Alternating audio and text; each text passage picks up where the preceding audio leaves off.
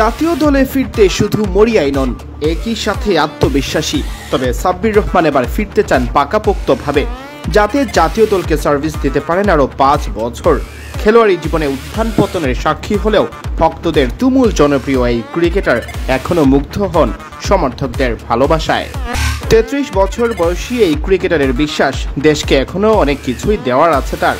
BD ক্রিক টাইমকে দেওয়া একান্ত সাক্ষাৎকারে নিজের ভবিষ্যৎ ভাবনা নিয়ে রীতিমতো কথার ঝুলি খুলে বসেছিলেন সাব্বির। টি-20 বিশ্বকাপই শুধু নয়, সাব্বির খেলতে চান 2030 সাল পর্যন্ত। না, অবশ্যই দেখতে তো অবশ্যই চাই।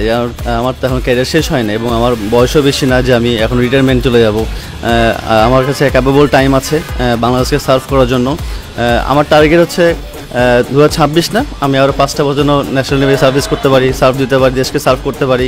আমি সেভাবে আগাচ্ছি এবং আমার কাছে মনে হয় আমি যেভাবে প্র্যাকটিস করছি এবং যেভাবে যদি খেলতে পারি, বিপিএলটার সামনে যদি ভালো খেলতে পারি, সামনে 4 ডে আসতেছে, 4 যদি ভালো খেলতে পারি, ঢাকা প্রিমিয়ার লিগে যদি ভালো খেলতে পারি, তো হোপফুল ইনশাআল্লাহ নির্বাচন চোখে পড়বে এবং খুব শীঘ্রই ঢুকবো ইনশাআল্লাহ। সাব্বিরই বোধহয় বাংলাদেশের একমাত্র ক্রিকেটার যাকে জাতীয় দলে নেওয়ার জন্য প্রতিটি মুহূর্তে দাবি জানিয়ে থাকেন ভক্তরা।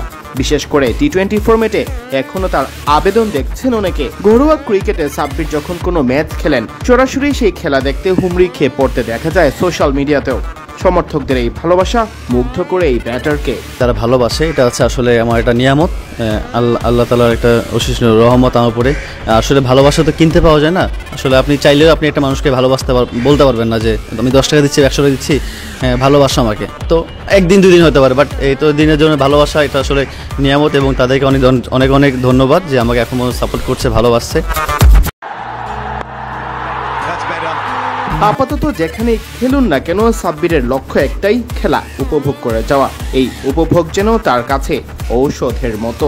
না দেখেন, আমি যখন চিন্তা করি যে আমাকে প্রুভ করা কিছু নাই, বা আমাকে কাউকে প্রুভ করতে হবে না যে আমি কে, বা আমি সাব্বির কীভাবে হইলাম, বা কীভাবে প্র্যাকটিস করে নিজেকে পরিবর্তন করলাম, এটা কাউকে প্রুভ করতে যখন হবে না, তখন আপনার নিজের মধ্যে একটা জেদ কাজ করবে, নিজের রেসপন্সিবিলিটি কাজ করবে।